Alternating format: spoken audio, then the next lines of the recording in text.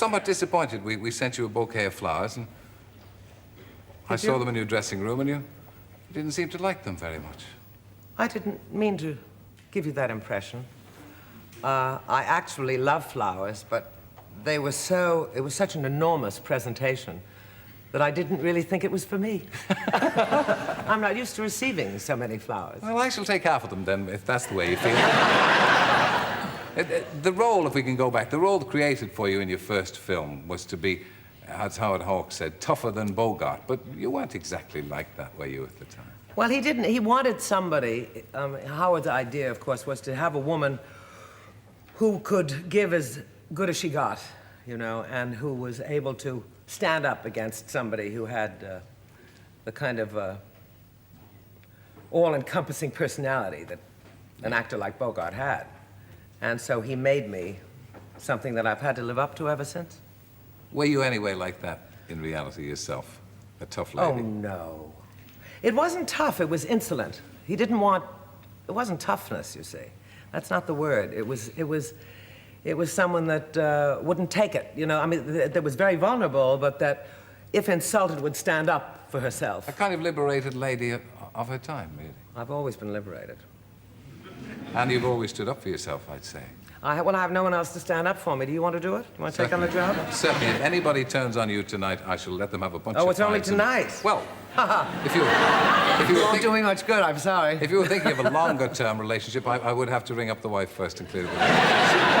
Can she? Sure. That's really interesting. Yeah. Yeah. Is it? Yeah.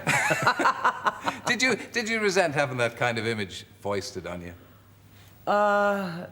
No, you see, I don't think in terms of image. I hate the word to begin with. I don't really understand what it means any more than I understand what legend means. I always thought legends were dead. So, I mean, you know what I mean? I don't identify at all with that word. Me to... I was just happy to have a job, frankly. Yeah. I was thinking I could do the introduction again and leave out the legend bit. I won't bother them. Do you want... No, you carry on. No, you carry on. We don't have time for all of that. That's true. Now, you were married to Bogart, and was his off-screen, I won't use the word image, was his off-screen persona similar to his Not film? at all, not at all. No. He wasn't a tough guy? No, oh no, not at all. He was a marshmallow.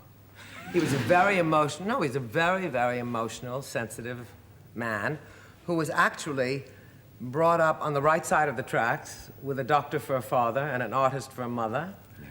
And he was always considered a gent, which, of course, bore very little resemblance to the parts he played.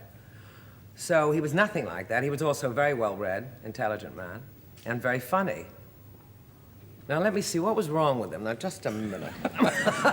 I'm painting this picture of this pure creature. Oh, well, he's not here to defend himself. No, he wasn't pure, but no, he wasn't like that, but he was marvelous to me, actually, at in the film, because I was so terrified, and well, you didn't look terrified. Were you terrified when you're doing that whistle scene, for instance? Well, I think by then I had probably managed to control my terror a little bit more, but that was, I mean, we were halfway through the film, but I was terribly nervous. I'm always nervous. I'm nervous now. I'm a nervous wreck.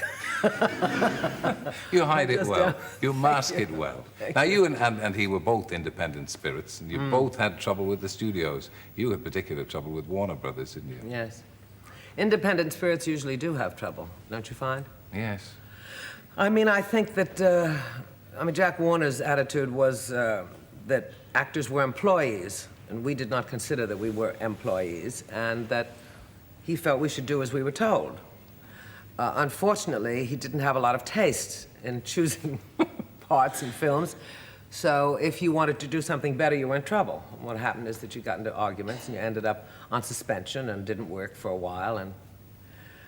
But even in spite of all of that, films then were wonderful, mostly terrific. And Warner Brothers actually produced some of the best films ever made that will live forever, long after some of today's films will. You don't think then that there was something to be said for this treatment of actors as if they were pieces of merchandise? Oh, no. I don't think there's ever anything to be said for that. No, I don't think there was. But I think that there were a lot of tremendously talented people making films then. I mean, the focus was totally in California. It wasn't diffused by television, you see. Do you detect a great difference between then and now in the making of films? I mean, you Well, happy? there's a tremendous difference. Number one in cost, number one in the number of films, number one in the concentration of talent in one place. It doesn't exist anymore.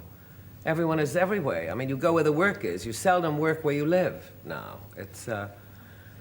There still are some very talented people. I mean, there are some young, talented people in films, but I don't think as many. And they don't build stars to last. And I think television has done that. I'm sure that's No true. offense. No, quite. We're prepared to take the sticks. Because, in fact, it's very difficult to become a film star now because people don't actually go out to movies, and you see people who are established feature players, but they don't become stars like they used to in the 40s and the 50s, do they? Well, they don't last, you see. Stars, to me, are people who last. Just to have your name over the title for 5 minutes is not a star, in my book, anyway. Yeah, But you were 19 when you were a star. I was a wee girl. Was it hard to handle?